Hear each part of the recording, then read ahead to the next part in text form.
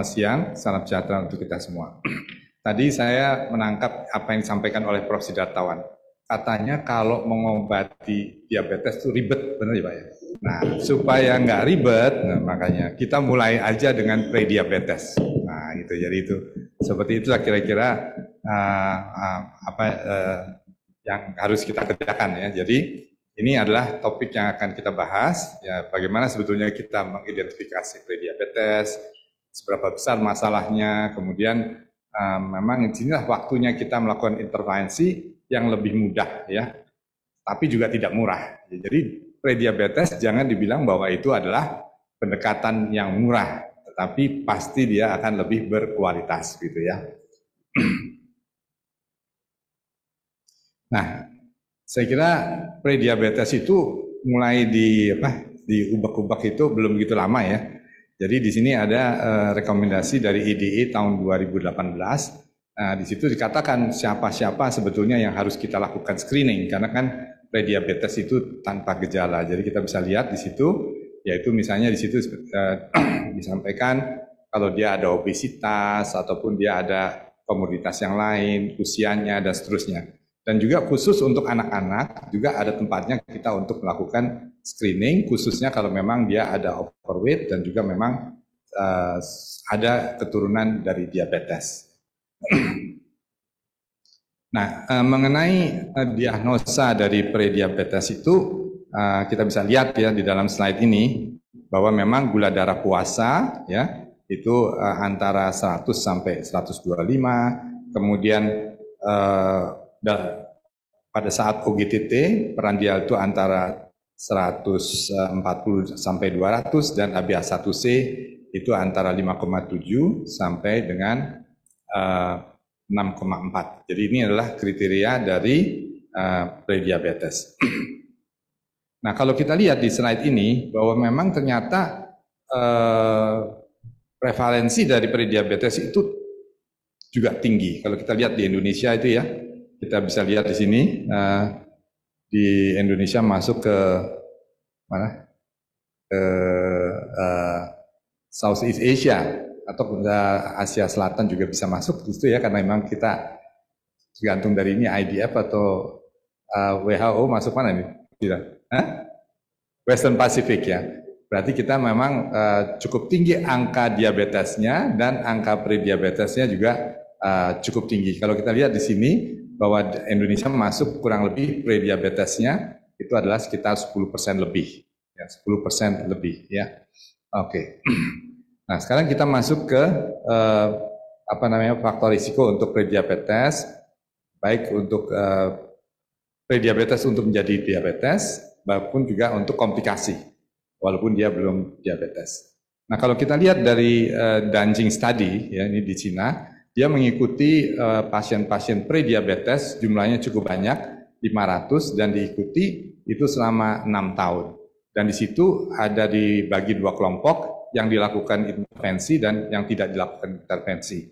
Intervensinya adalah perubahan gaya hidup, meliputi exercise dan juga diet. Dan kalau kita lihat di situ ya, setelah 6 tahun, itu terjadi perbedaan ya antara yang tidak mendapatkan intervensi yang biru dengan yang di bawahnya yang merah, bahwa terjadi reduksi kurang lebih 40% kejadian dari diabetesnya di antara pasien-pasien prediabetes.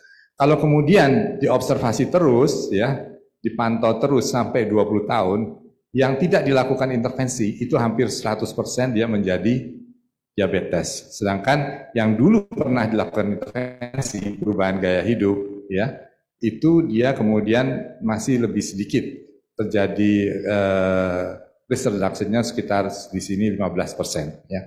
Jadi ini adalah bukti bahwa kalau kita melakukan intervensi untuk prediabetes itu worth it ya, ada gunanya begitu kurang lebih ya. Nah, sekarang kita lihat apakah prediabetes itu ada gunanya untuk dilakukan intervensi ya. Nah, kalau kita lihat di sini bahwa pasien ini juga pasien cohort yang diikuti ya, dan dilihat sebetulnya ini untuk melihat risiko ke arah kardiovaskuler. Tetapi di dalam cohort ini ada kurang lebih di situ disampaikan 3.500 ya orang-orang yang dengan pada waktu awal itu belum ada diabetes atau belum, dan di situ dikatakan bahwa kemudian selama observasi itu ada 1.386 yang kemudian menjadi diabetes. Kalau kita lihat yang awalnya ya, dia di antara 5,5 sampai 6,4, ternyata sudah ada peningkatan untuk kejadian dari kardiovaskuler.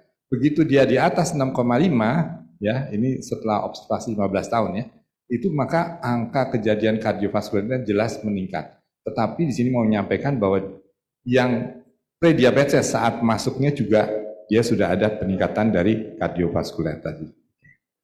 Nah, ini adalah hasil meta-analisis ya, yang ingin melihat sebetulnya kalau dibandingkan antara yang gula darahnya itu di antara 100 sampai 110, dibandingkan kalau gula darah puasa itu di antara 110 sampai 120, kalau nggak salah situ, maka di sini jelas masih ada peningkatan ya angka kejadian risiko kardiovaskulernya lebih tinggi pada kadar gula darah yang lebih tinggi walaupun masih dalam range prediabetes. Jadi di dalam prediabetes itu sendiri ya, kalau kita lihat berdasarkan gula darah puasa memang sudah ada peningkatan angka kardiovaskulernya ya.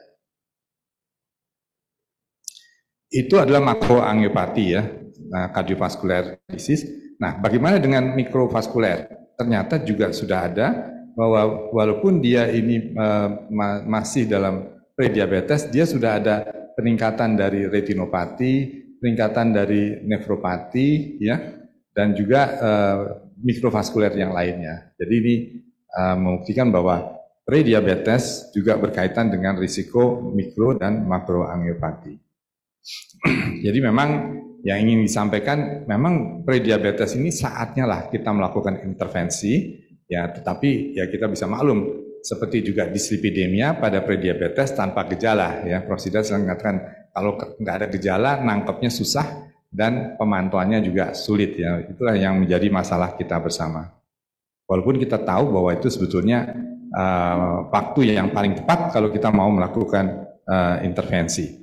Nah, kita bisa lihat di sini ya. Jadi kalau kita lihat di sini adalah yang kemudian prediabetes dia menjadi diabetes. Ini adalah prediabetes yang tetap dalam posisi prediabetes, ini yang balik ke normal. Ternyata yang tinggi kejadian kardiovaskulernya, baik MI, stroke maupun di sini yang paling bawah adalah CVD ya, itu ternyata lebih tinggi yang kemudian dia akan berubah menjadi diabetes. Nah, jadi ini sudah jelas bahwa sebetulnya kalau dia tetap di prediabetes masih lebih rendah. Kalau dia balik ke normal lagi, dia lebih rendah untuk risiko kardiovaskulernya. Jadi saya kira dari penelitian ini cukup jelas ya. Kemudian bahwa ini hasil penelitiannya itu N-nya cukup besar, 14.000 dari pasien-pasien yang diikuti, dan rata-rata pemantauannya sampai 8 tahun. Ya. Nah, saya kira kita sering melihat ya sebetulnya slide ini ya. Jadi berbagai macam studi. Yang pertama itu dulu kita kenal ya UPDS, Advance, ACOT, VIDT ya. Tapi yang kita mau sampaikan di sini adalah demikian, bahwa kalau kita melakukan intervensi pada prediabetes yang dibuktikan dengan DPP study dan juga Dutching study ya, itu ternyata bahwa kita bisa menurunkan baik komplikasi makro maupun mikrovaskuler ya. Ini sudah terbukti penelitian. Nah, tapi kalau kita mulainya setelah dia baru diketahui diabetes pada UPDS ya, memang di sini disampaikan bahwa dengan mengontrol gula darah di situ dibagi antara yang intensive care dan juga yang konvensional. Ternyata kalau yang intensive care itu dia bisa menurunkan risiko angiopati, mikroangiopati, tetapi setelah 30 tahun ternyata memang dia juga bisa menurunkan makroangiopati.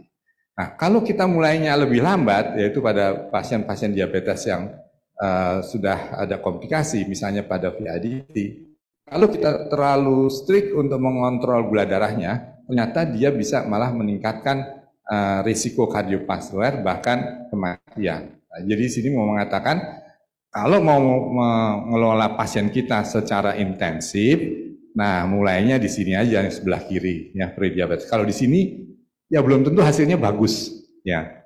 Kita harus lebih hati-hati. Kira-kira begitu maksudnya ya. Nah, kemudian kita lihat di sini ya. Memang kan prediabetes itu mempunyai istilahnya jumlah yang cukup besar dan tentunya dia farmasi sudah melihat sebetulnya bagaimana cara memperoleh manfaat dari jumlah pasien yang besar itu ya. Ternyata berbagai macam studi sudah dilakukan dan tidak semua menghasilkan hasil yang baik. Dan kita lihat di sini ya, untuk akarbus misalnya, dia hasilnya kontroversi. Ada yang mengatakan dia bermanfaat, ada yang tidak. Tetapi kalau untuk metformin, kelihatannya benefitnya itu cukup jelas dan juga banyak program-program, banyak studi-studi yang kita katakan, yang kita dapatkan. Nah, kalau kita lihat di sini ya mengenai rosglutason dan bioglutason, memang dia bisa menurunkan risiko untuk terjadinya diabetes. Tetapi dia ternyata meningkatkan kardiovaskuler dan juga dan akhirnya dia tidak dipakai untuk pencegahan diabetes. Nah, sekarang kita lihat sebenarnya bagaimana intervensinya. Nah, ini banyak studi yang mengatakan bahwa sebetulnya intervensinya itu bisa dilakukan dengan perubahan gaya hidup, ya, lifestyle modification. Dan banyak studi sudah memperlihatkan jelas di sini penurunan risk reduction-nya dari masing-masing studi yang kita bisa lihat di sini, ya, baik UKPDE, baik DPP Diabetes Prevention Program maupun Dacheng Study, ini kita bisa lihat di sini, ya. Nah, sekarang bagaimana dengan obat-obatan? Nah, kita lihat di sini ternyata dengan obat-obatan pada DPP, metformin, ya, ini IDDP, ini dari India. Kemudian akarbos ini juga memperlihatkan adanya benefit. Tapi kalau kita bandingkan antara benefit perubahan gaya hidup dengan obat-obatan ini, ternyata memang masih lebih bagus kalau dia dilakukan perubahan gaya hidup. Ya, jadi kalau kita lihat di sini ya, perubahan gaya hidup ini ternyata yang intensif hasilnya lebih besar ketimbang kalau diberikan obat-obatan, gitu ya. Oke. Nah, dari hasil-hasil ini kemudian timbullah rekomendasi ya. Jadi rekomendasi ini dari IDE, kalau nggak salah ini tahun 2021 ya. Jadi disatakan bahwa sebetulnya kalau kita mau melakukan intervensi ya, kita melakukan intervensi khususnya kalau prediabetesnya itu yang memang sudah hampir loncat ke diabetes, maka kita bisa lebih cepat untuk mengintervensi dengan metformin dalam hal ini ya. Khususnya tadi sini katakan kalau BMI-nya lebih dari 35 ya. Kemudian usianya di sini kurang dari 60 tahun. Oke. Nah, ini adalah algoritmenya yang bisa kita gunakan. Nah, di sini kita bisa lihat bahwa memang yang sebelah kanan kita juga fokus pada penurunan dari berat badan. Jadi perubahan gaya hidup ini memang menjadi inti dari upaya kita memprevensi perubahan prediabetes menjadi diabetes. Nah, sekarang kita coba sedikit bicara mengenai cost ya. Jadi kalau misalnya pasien prediabetes itu, dia itu meningkatkan direct cost dan indirect cost. Melalui apa? Misalnya melalui kunjungan. Jadi kunjungan, misalnya prediabetes dia ada hipertensi, maka kunjungannya itu 1,5 kali lebih sering ke pusat-pusat layanan kesehatan, gitu ya.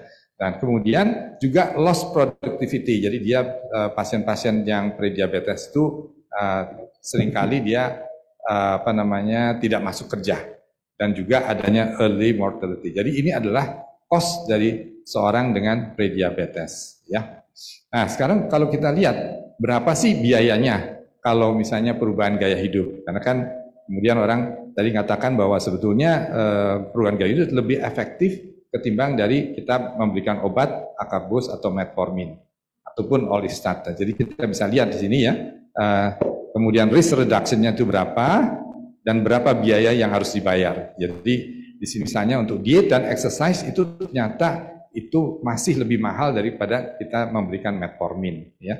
Tetapi kalau kita misalnya mau menggunakan Orlistat misalnya untuk menurunkan berat badan, itu jauh lebih mahal lagi. Jadi kita bisa lihat di sini berapa sih sebetulnya biaya yang harus dikeluarkan oleh pasien maupun oleh ya. Kemudian di sini kita bisa lihat ya bahwa sebetulnya kalau kita membandingkan antara intervensi gaya hidup dan juga perubahan intervensi gaya hidup dan metformin, nah kita bisa lihat di sini berapa sih sebetulnya biaya yang, nah sini dikatakan sebagai kesimpulan dari penelitian ini ya, dalam 10 tahun ya, dari perspektif dari pihak pembayar ya, pembayar misalnya kalau di sini ya lebih BPJS-nya ya, jadi biaya untuk lifestyle modification itu masih cost efektif. Nah di sini juga metformin itu juga di sini katakan marginal cost efektif ya. Nah ini ada studi yang dilakukan di Singapura. Nah di sana juga dilakukan berdasarkan hasil dari diabetes prevention study yang di Amerika, kemudian coba diimplementasikan di Singapura, dan ternyata memang perubahan gaya hidup itu tidak murah ya, harganya itu cukup mahal. Baik lifestyle modification maupun metformin itu juga dua-duanya itu cukup mahal ya. Tetapi kalaupun juga dia tidak dilakukan apa-apa itu juga mahal gitu ya. Jadi saya kira memang kalau kita lakukan intervensi kita bisa mencegah diabetes dan kualitas pasien itu mungkin menjadi lebih baik.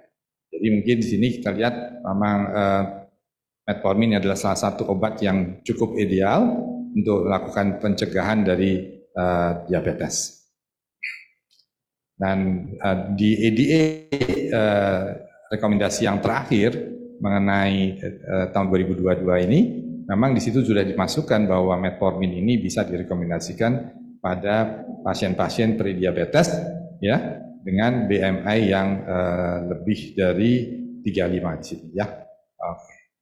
Nah ini mungkin yang lebih gampang kalau kita lihatnya ya, kapan sebetulnya kita mau melakukan intervensi. Kalau misalnya dia HbA1c-nya masih 5,7 sampai 5,8, itu kita bisa lakukan misalnya di sini lifestyle modification ya, dengan mengusahakan penurunan berat badan antara 7% ya. Kemudian dengan physical activity lebih dari 150 per minggu. Tapi kalau memang dia sudah hampir-hampir masuk ke arah diabetes ya, saya kira nggak usah ditunggu lebih lama, bisa dilakukan terapi dengan metformin lebih awal.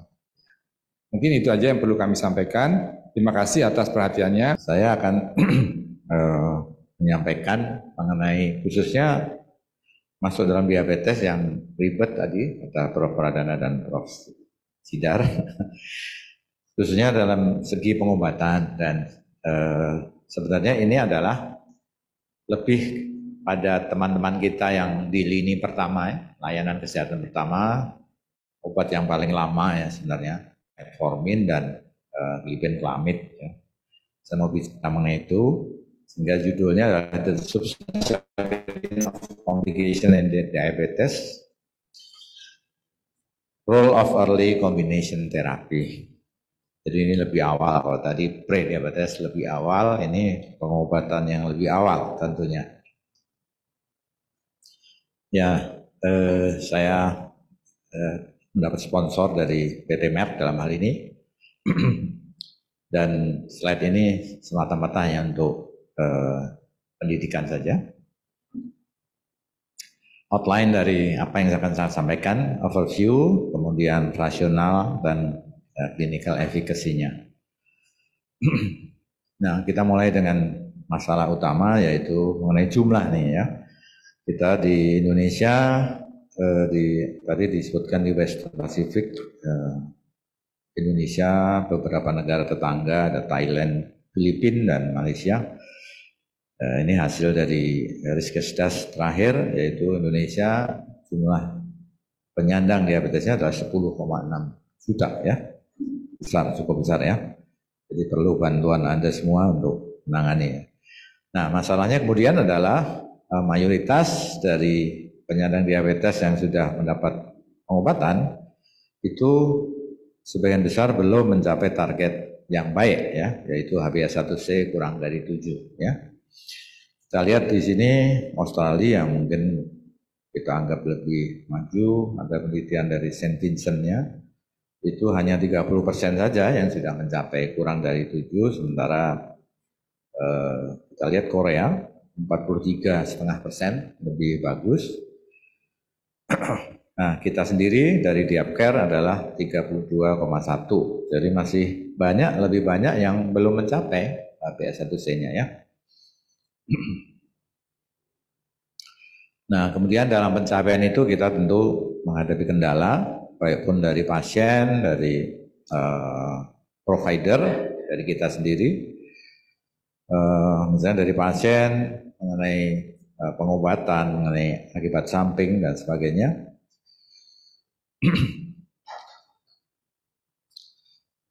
Rasional penggunaan dari kombinasi lebih awal.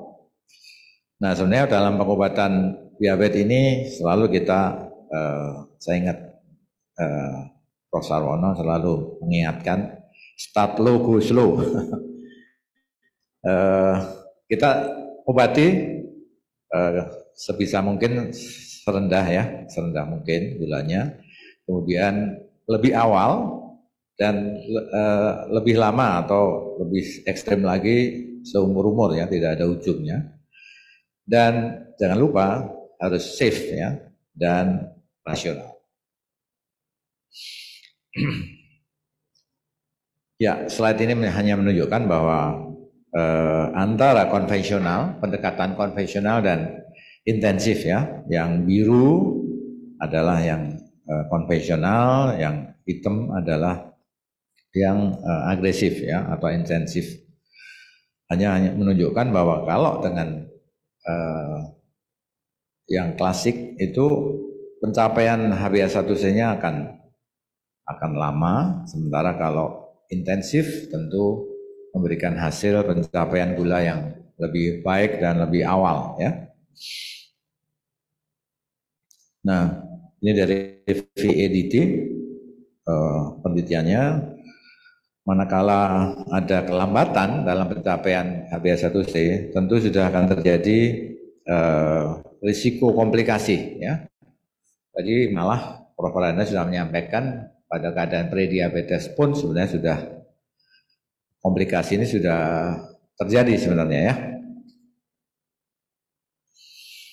Nah, pada pengobatan pendekatan yang konvensional, di mana kita mulai dengan monoterapi, maka akan mengalami beberapa pencapaian HbA1c kurang dari 7 itu akan dalam 3 tahun yang sudah mencapai itu 45%, yang tidak mencapai 55%, dalam 6 tahun turun jadi 30%, dan dalam 9 tahun turun lagi hanya 15% yang mencapai HbA1c kurang dari 7.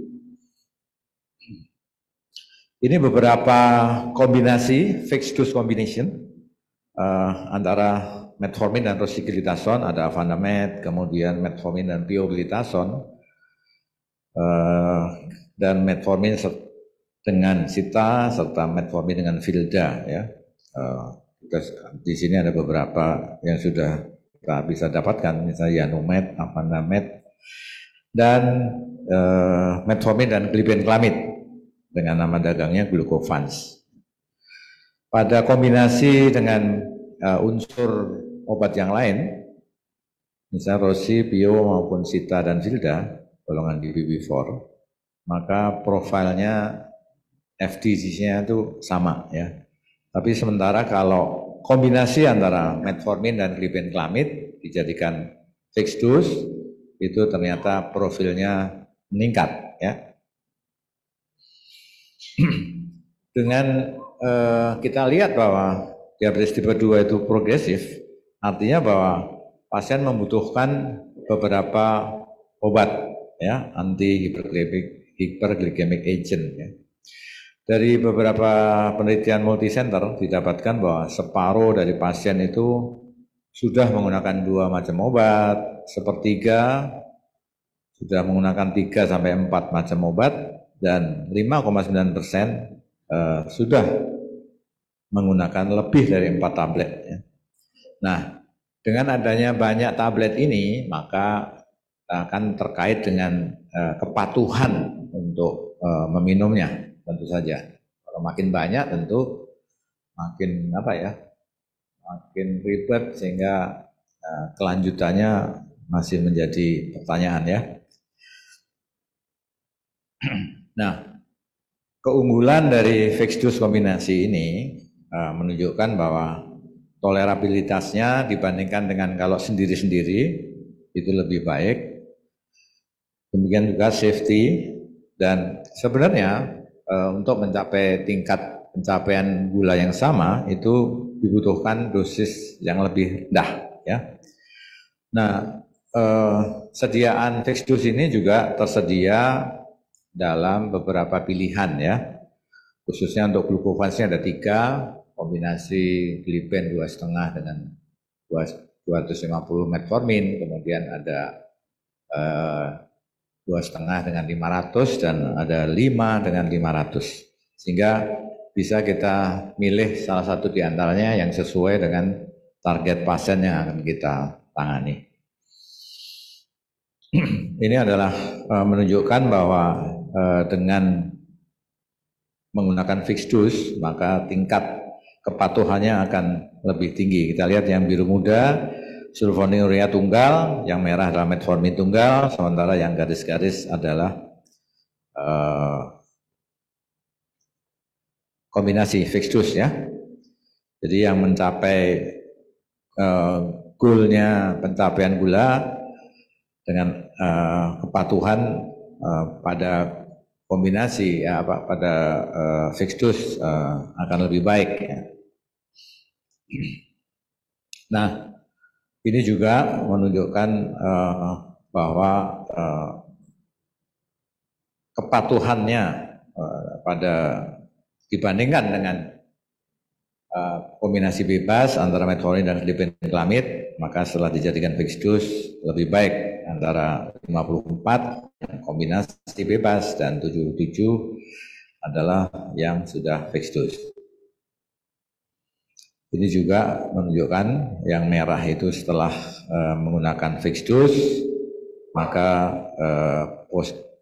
penggunaan obatnya akan lebih patuh ya. Slide ini menunjukkan juga mengenai pembiayaan ya, bahwa dibandingkan dengan kombinasi bebas dan fixed dose, maka pembiayaannya itu akan lebih ringan ya.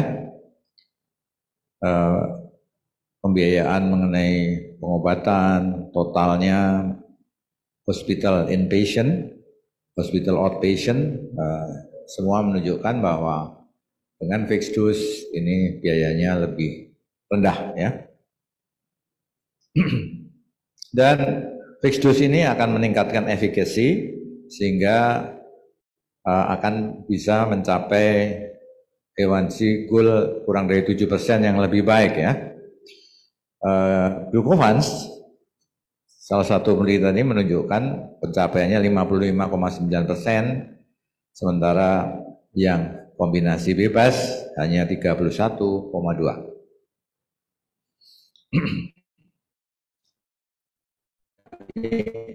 Dibandingkan dari seluruh pasien dan mereka yang mulai baseline-nya lebih dari 8% ya. Pencapaian rata-rata HbA1c-nya lebih baik dengan fixed dose ya. Yang all patient hanya HbA1c-nya hanya 7, sekian, sementara yang kombinasi bebas 8 lebih, sementara yang pasien-pasien yang baseline-nya lebih dari 8, glucovans bisa menurunkan sebesar 1,3% ya.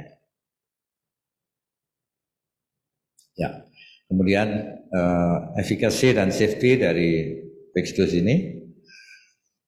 Nah, kalau dibandingkan dengan yang konvensional standar, kita bicara mengenai sulfonylurea, standarnya 2,5 mg, ukuran partikelnya 10 sampai 100, absorpsinya lambat, mengalami perlambatan untuk mencapai konsentrasi yang puncak dan diminum sebelum makan ya. Sementara yang micronized 1,75 mg lebih kecil partikelnya, kurang dari 6 mikron, absorpsinya lebih cepat. Nah, sementara glucovans ini menggunakan partikel sulfonylureanya kurang dari 21 mikron ya. Absorpsinya cepat, tapi peak konsentrasinya sesuai dengan ekivalen dengan standar glibenclamid ya, dan bisa diminum bersamaan dengan makan. Ini gambaran dari persentase partikel dari sulfonylureanya, di mana 75% itu berukuran lebih dari 20 mikro, sementara ukuran yang lebih kecil 50% dan yang kurang dari 6 mikro hanya 25% ya.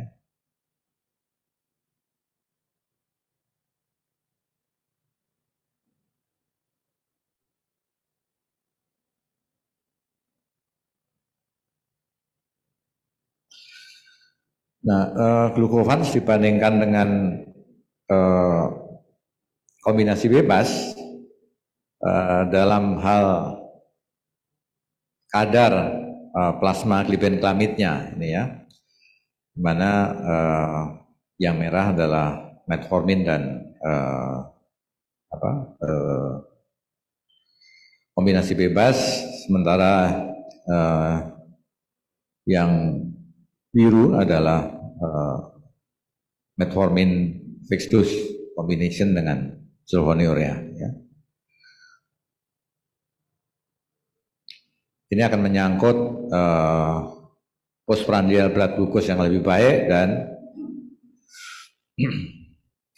risiko hipo yang lebih sedikit ya dibandingkan dengan kombinasi bebas. Nah, slide ini menunjukkan juga mengenai postprandial glucose excursion. Tadi sudah dibahas di sesi sebelumnya oleh Dr. Wafa tadi dan Prof. Sidar, bahwa fixed dose combination ini postprandial glucose excursion-nya lebih sedikit. Ini adalah penelitian dengan menggunakan hyperinsulinemic clamp, di mana dilihat perubahan dari persentase dari insulin, sekresi insulinnya di sebelah kiri ya. Ada dua fase sekresi, yang fase pertama dan fase kedua. Yang ungu sebelah kiri adalah monoterapi glibenclamid 2,5, sementara yang biru adalah metformin dan yang ungu sebelah kanan adalah fixed dose-nya ya. Bisa dilihat bahwa pada fase pertama maupun kedua sekresinya insulin lebih banyak, sementara insulin sensitivity-nya dibandingkan dengan mono lebih baik ya. Dan maaf,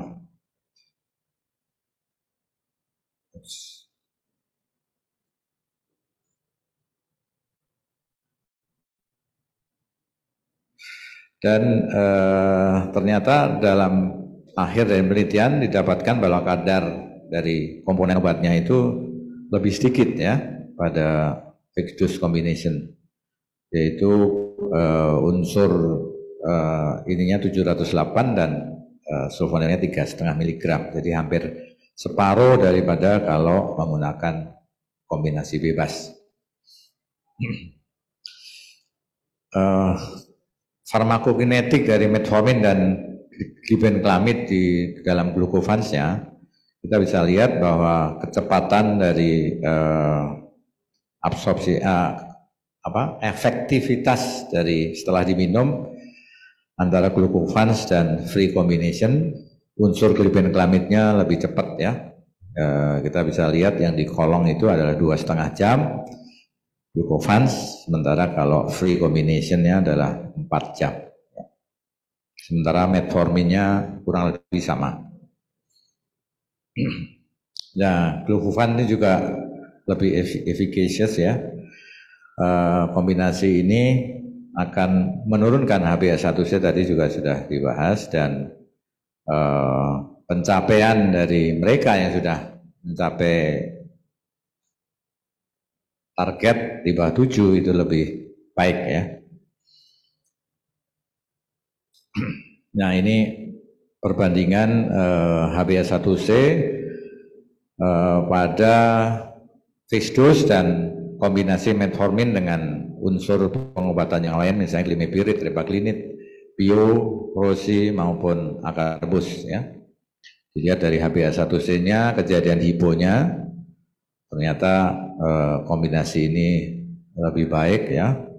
Meskipun HbA1c-nya juga ada yang bisa lebih baik, tapi rata-rata bisa dibandingkan dengan kombinasi dengan yang lain masih lebih baik ya. Bagaimana dengan side effect-nya?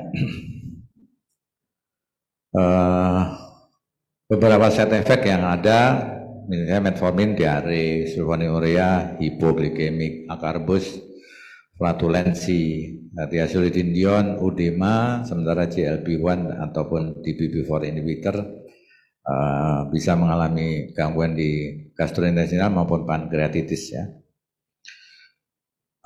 Sementara metformin dan sulfonylurea ini kejadian yang severe hipoglikeminya jarang ya, dan lactic acidosis juga jarang. Ini adalah pencapaian dengan penghentian obat karena berbagai side effect ya. Ternyata glucovans juga masih sama atau bahkan lebih baik dari tunggal ataupun kombinasi bebas ya. Risiko hipoglikemi, glucovans hanya 11, sementara yang 2,5 dan 500, yang 5 dan 500 hanya 14, sementara yang tunggal metformin 18 dan sulfonylurea 22 ya. Ini terhadap berbagai insiden terhadap komplikasi ya, misalnya proliferatif diabetic retinopathy, severe visual loss, mikroalbuminuria maupun gangguan ginjal atau gangguan ginjal tingkat akhir. Yang glucovans kombinasi adalah yang merah muda ya, sementara metformin yang merah tua ya. Bisa kita lihat bahwa kumulatif insidennya lebih sedikit ya, dan ini cost-nya ya, cost-nya terhadap kombinasi ini terhadap beberapa hal komplikasi ya. Totalnya bisa kita lihat yang kombinasi merah tua itu lebih sedikit ya. Salah satu penelitian yang menunjukkan bahwa penggunaan single tablet ini akan meningkatkan quality adjusted life years maupun quality adjusted life expectancy. Jadi secara singkat summary-nya adalah bahwa harus dilakukan pengobatan yang lebih awal untuk mencegah komplikasi mikro maupun makro. Metformin dan sulfonylurea memberikan sumbangan terhadap penanganan diabetes sudah selama 50 tahun ya. Sementara kombinasi single tablet glucovans ini dihubungkan dengan kepatuhan yang lebih baik, kontrol glikemik yang lebih baik, peningkatan life expectancy maupun quality adjusted life expectancy, dan biaya yang lebih rendah dibandingkan dengan kombinasi bebas. Saya kira ini merupakan slide saya yang terakhir. Mungkin penggemar World Cup nanti malam bisa lihat Albi Celeste lawan Meksiko. Terima kasih.